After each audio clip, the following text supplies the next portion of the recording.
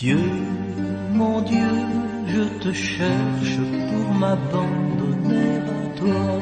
Sœurs et frères, après sa résurrection, Jésus est apparu à plusieurs reprises à ses disciples, individuellement ou à plusieurs, ou encore à tous ensemble. Jésus va à la rencontre de ses disciples. Il les rejoint dans leur quotidien. Et l'apparition de Jésus à ses disciples au 40e jour après la résurrection est la dernière. Elle marque la fin de ses apparitions physiques. À travers cette rencontre, Jésus ressuscité vient prendre la peur de ses disciples, l'instinct de mort qui les habitait. Et il leur communique sa nouvelle vie, sa vie en Dieu. Luc nous dit que tandis qu'il bénissait, il se sépara d'eux et il était emporté au ciel. Désormais donc, Jésus sera présent à sa communauté et à ses membres d'une autre manière. Pas seulement comme une idée, pas seulement comme un souvenir qui est transmis d'une génération à une autre, mais surtout à travers le témoignage de vie qui sera le leur. Par cette fête de l'Ascension, la liturgie nous invite à nous unir à Dieu et à partager sa vie. Quoiqu'absent, Jésus demeure présent à cause de la relation d'amour qui le lie éternellement à ses disciples. L'ascension de Jésus consacre le début de sa présence sous une nouvelle forme, intérieure, universelle et hors du temps. Il est présent en tout temps et en tout lieu. Il devient possible pour tous les hommes de toutes les cultures d'avoir avec lui des liens de fraternité. De fait, par sa montée vers le Père, le Christ rend possible l'annonce du règne de Dieu en tout temps, partout et à toutes les générations.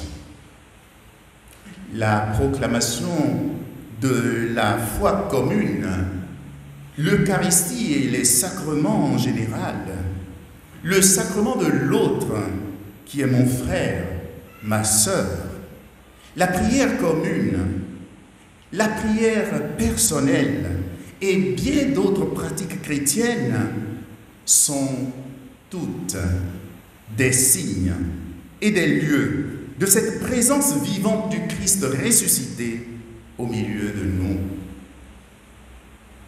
Dans l'événement du retour de Jésus vers son Père, qui est notre Père, nous reconnaissons qu'une part de notre humanité s'est unie à Dieu. Nous reconnaissons que de ce fait, nous participons à la vie trinitaire. Toute notre vie de baptisé nous prépare à vivre pleinement de la passion, mort et résurrection de Jésus, d'accorder aux hommes le pardon des péchés. Leur mission est de proclamer la conversion, la vérité et la grâce que Jésus apporte à toute l'humanité. Nous entrons dans le temps de la présence-absence, où la mission de Jésus va se poursuivre grâce à son esprit dans le cœur de chaque baptisé. L'esprit nous donne la force d'imiter le Christ en aimant comme il a aimé. Vous serez alors mes témoins à Jérusalem, dans toute la Judée et la Samarie, jusqu'aux extrémités de la terre. Et c'est ici que l'Ascension interroge notre pratique chrétienne, sœurs et frères, notre pratique chrétienne aujourd'hui. Tandis que les disciples avaient les yeux fixés au ciel, l'ange les appelle et les anges, les deux anges, leur rappellent qu'ils ont une mission à accomplir. Hommes de Galilée, pourquoi vous arrêtez-vous à regarder le ciel? C'est donc dans l'accomplissement de sa tâche présente que le disciple hâte l'avènement du Christ. C'est en nous attelant à nous aimer les uns les autres et à nous préoccuper du bien les uns des autres, comme il nous a dit de le faire, que nous devenons citoyens du royaume des cieux avec lui. Mais c'est toujours le jour que l'Esprit de Jésus fait son œuvre en nous. C'est toujours le jour que nous nous laissons travailler par lui et agir en nous. Car par l'Esprit, par cet Esprit, c'est Jésus lui-même que nous expérimentons. C'est Jésus lui-même que nous voyons.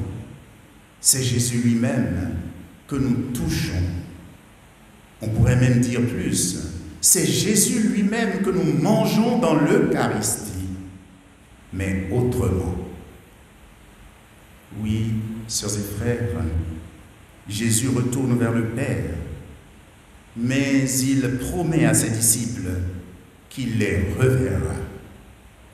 En cela, la joie de l'Ascension est celle de la certitude de le revoir plus tard. L'Ascension est une fête qui suscite en nous l'espérance de revoir le Seigneur. Alors, prions.